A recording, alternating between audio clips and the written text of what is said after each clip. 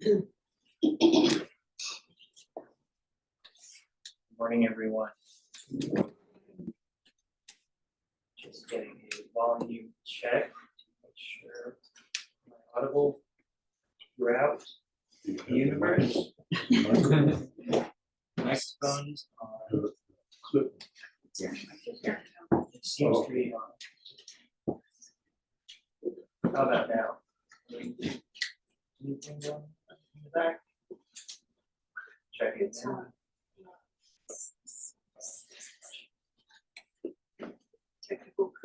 Technical crew arrived. Former musician, I'm very used to having to provide stage banter. So remember to take your waitresses.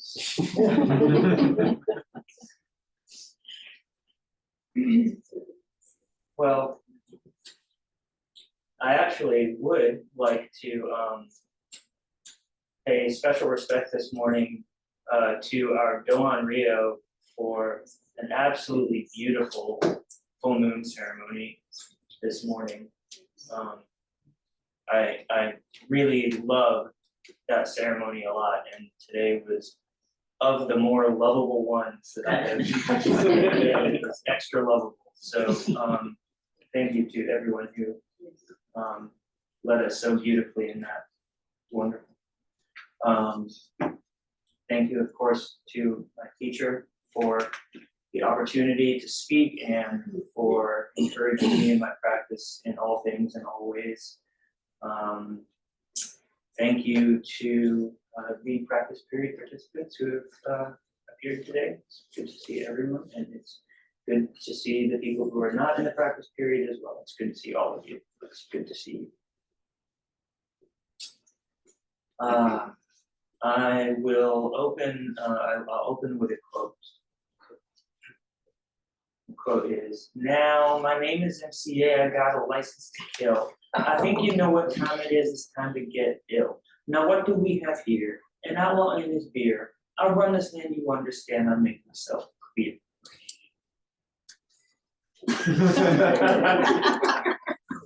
Once a week when I was 12 years old, Alaric Hahn and Eric Estes and myself would sit in the very back of the school bus that drove from Sycamore Elementary School to H.F. Stevens Middle School for Crowley ISD's first ever Gifted and Talented program.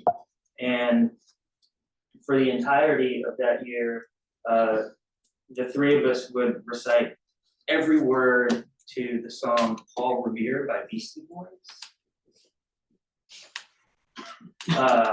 We would argue, we'd have an argument every time about which one of us got to be Mike D, which one got to be the King at Rock, which one got to be MCA. And like, while it was true that MCA had the fewest lines in that song, it's also true that he was the coolest Beastie Boy. See, punk rock hadn't made it to Crowley, Texas in 1986, so had to find another soundtrack for my preteen rebellion. And fortunately, luckily for me, rap's cacophony and aggression were like nails on a chalkboard to my parents. And even better, like the vulgarity and like willful stupidity of the Beastie Boys earned them a near total ban in the Brownlie household. So.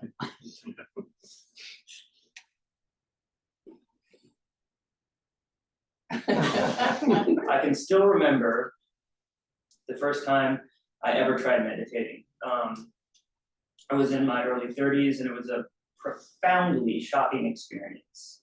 I had no idea of the sheer silent cacophony that was going on in my mind all the time. And more than that, I was really puzzled by the fact that I couldn't just turn it off, you know? No matter how hard I tried. And I actually think that that's what kept me coming back to meditation for at least for those first few months, is that I couldn't accept how hard it was. In retrospect, I don't know why I was so shocked.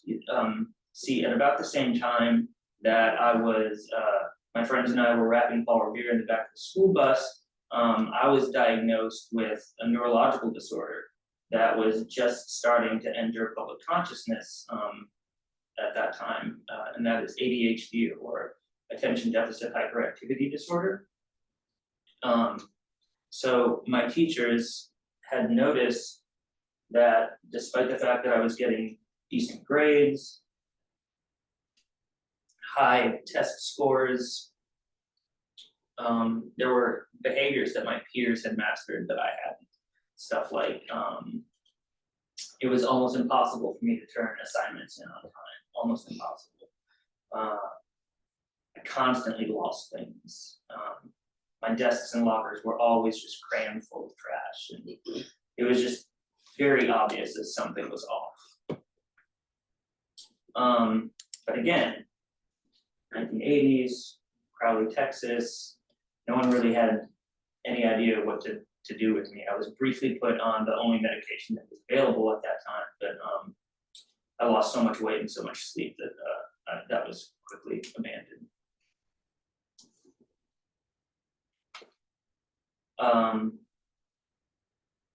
I did outgrow the Beastie Boys eventually, and moved on to more sophisticated music in many genres.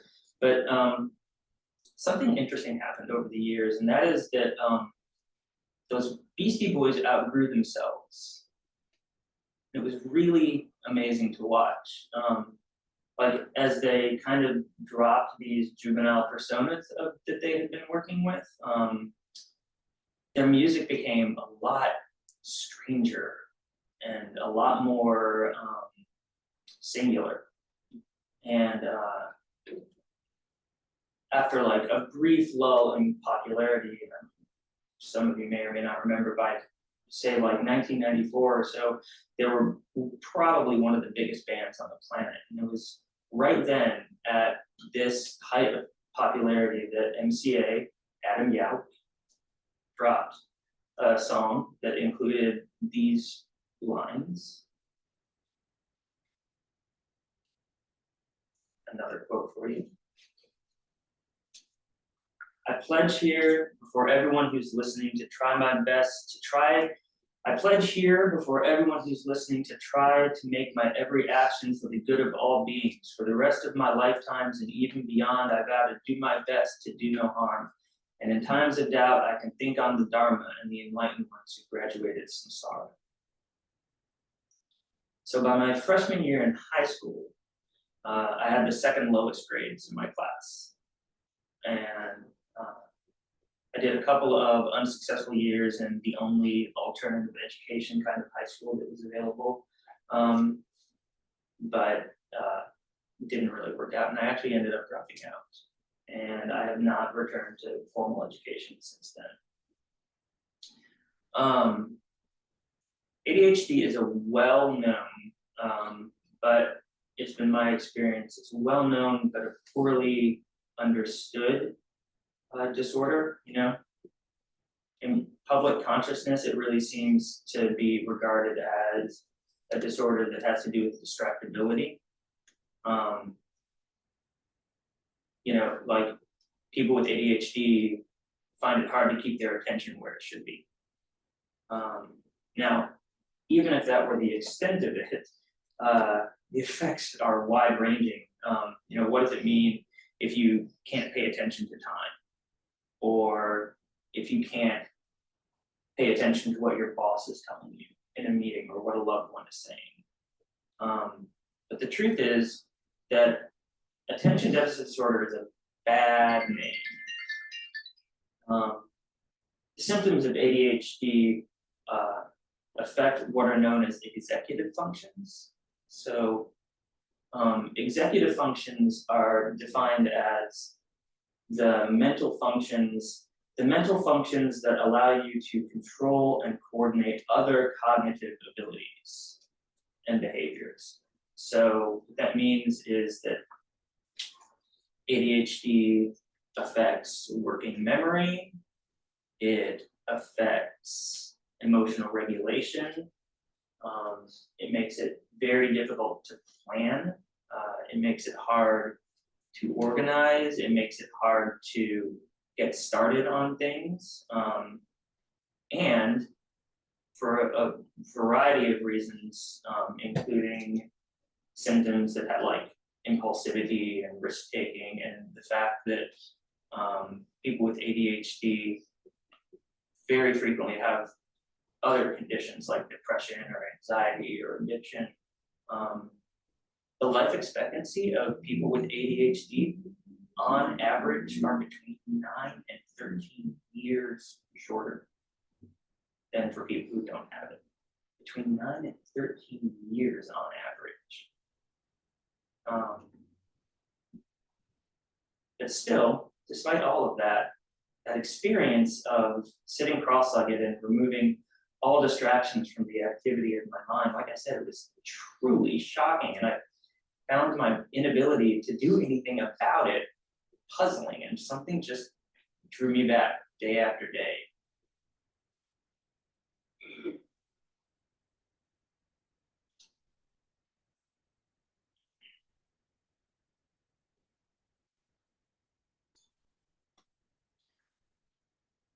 So what happened was that one day in my mid-30s, it dawned on me that even though I kind of knew the basic tenets of most world religions, that for some reason I didn't know anything about Buddhism. So what I did is I bought the shortest book that I could find about it, which in retrospect is a weird thing for me to do because there's a lot of things I don't know anything about.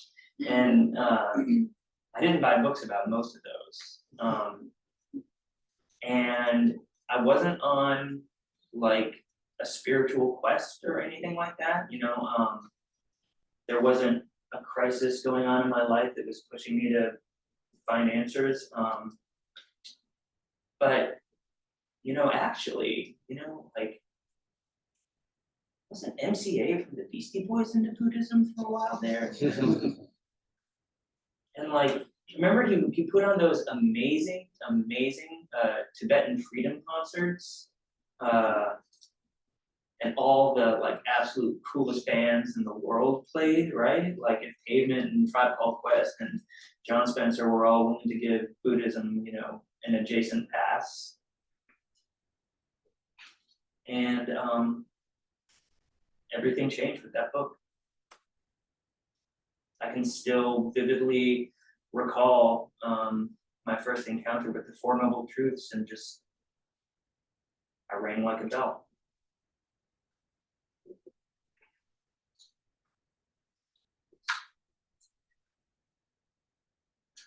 So, Zen priest Norman Fisher once said, "You can never know another person's mind." What a simple and profound statement, you know, is my mind louder than yours? Neither of us will ever know. Is Zazen easier for you than it is for me? Maybe. Maybe not. And to be honest, I think that there are certain aspects of my ADHD that might make meditation practices a little bit easier. Like, for example, my mind doesn't seem to form memories quite the same as other people, and so I do wonder if that means that I've got less to ruminate about when I'm on the cushion. You know, if I can't remember the fight that I had with my wife last month, or you know, the embarrassing thing that happened in my 20s, and I can't remember either of those. You know, maybe I have less to get stuck on, you know, when I'm in Zazen. And in addition to that, you know, the very fact that, you know, my mind isn't naturally very capable of staying on topic in general means that there's really not a lot of rumination going on, you know? Like I couldn't spend 5 minutes obsessing about something that, you know, much less 30. I didn't expect that to get a lot. Nice. But if there's one thing about ADHD and Zen practice that I've come to appreciate, it's that both have forced me to regard my thinking as not me, you know? Like when you're coming up with strategies or solutions to work with, with a disorder like ADHD, you have to learn to kind of take an outsider's perspective on like the activities and the concepts of your thinking mind. You kind of learn that, like they say, this mind has a mind of its own. And over time, you, or I have anyway, formed kind of an objective relationship with your own brain.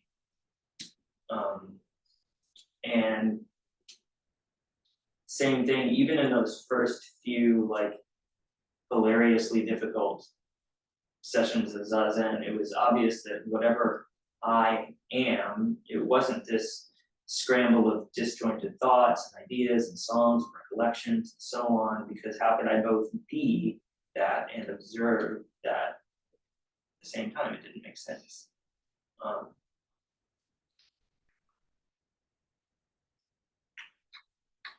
So this is an old story about a couple of our Zen ancestors who lived in China in the 7th century. Joshu asked Nansen, "What is the way?" Nansen answered, "Your ordinary mind, that is the way." Joshu said, "Does it go in any particular direction?" Nansen replied, "The more you seek after it, the more it runs away." Joshu said, "Then how can you know it's the way?" And Nansen said, "The way does not belong to knowing or not knowing. Knowing is illusion. Not knowing is a lack of discrimination. When you get to this unperplexed way, it is like the vastness of space, an unfathomable void. So how can it be this or that, yes or no?" Upon this, Joshu came to a sudden realization. You mind if I read that again? Would that be okay? Okay.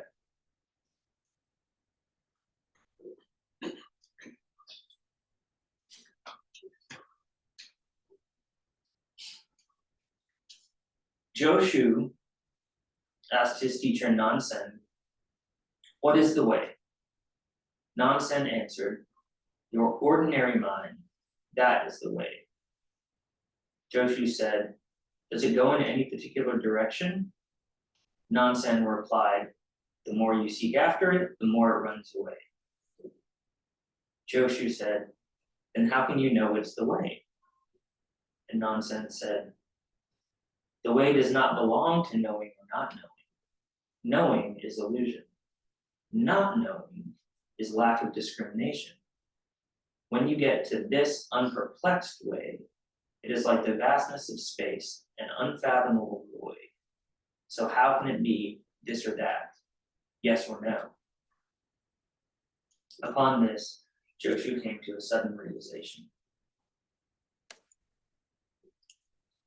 The founder of our school of Zen, Dogen Zenji,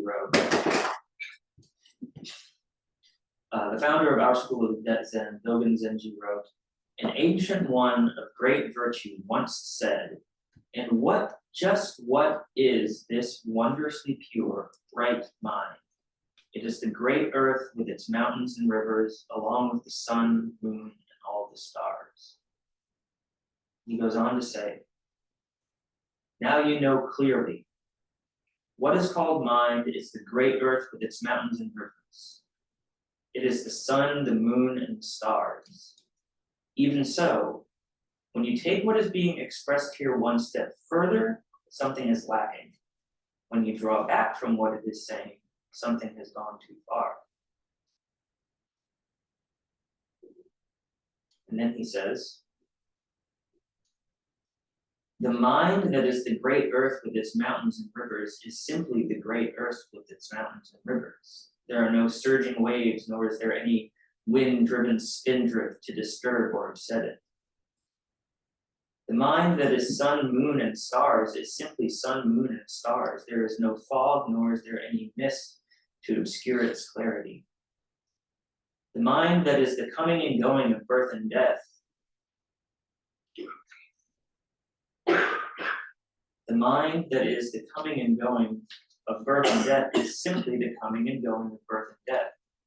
There's no being deluded, nor is there any realizing enlightenment. The mind that is tiles and stones for walls and fences is simply the tiles and stones for walls and fences. There is no mud, nor is there any water to make a binding mortar. The mind that is the 4 elements and the 5 skandhas is simply the 4 elements and the 5 skandhas. There are no wild horses with unbridled willfulness, nor any monkeys with insatiable desires. The mind that is the master's dharma seat and his ceremonial hosu is simply the master's seat and hosu. There is no bamboo whose joints block clear passage, nor is there any wood twisted up with knots. Since this is the way things are, your very mind is Buddha means, pure and simply, that your very mind is Buddha. All Buddhas are, pure and simply, all Buddhas. It's been almost 20 years since that first meditation session, and since then, I would say that I've sat Zazen more days than not. And in that time, the mental stream of chatter and noise has rolled on unabated. Yeah. But through that fog, mist, and mud, on the other side of those wild horses and insatiable monkeys, slowly, incredibly slowly, the mind that is simply sun, moon, and stars has occasionally drifted into view. To be totally honest, I'm not sure that sun, moon, and stars mind is totally separate from fog, mist, mud, horse, monkey mind. It's hard to say. It's a complicated situation. But this mind has been a source of peace and confidence for me. And if it's available to my ADHD brain, then I feel confident that it's available to anyone. I'm grateful, incredibly grateful to all the people and circumstances in my life that have led me to this place and this practice and this mind, including, but not limited to, our great beneficent original teacher, Shakyamuni Buddha, our first woman ancestor, great teacher Mahapajapati, our first ancestor in China, great teacher Bodhidharma, our first ancestor in Japan, great teacher Eihei Dogen, our first ancestor in the West, great teacher Shogaku Shunryo, our compassionate founder, great teacher Tenshin Zenki, our temple's abbot, great teacher Setsuan Kongjin, and the legendary Beastie Boys, the one and only Nathaniel Hornblower, Sir Stuart Wallace himself, the mighty MCA, Adam Yao.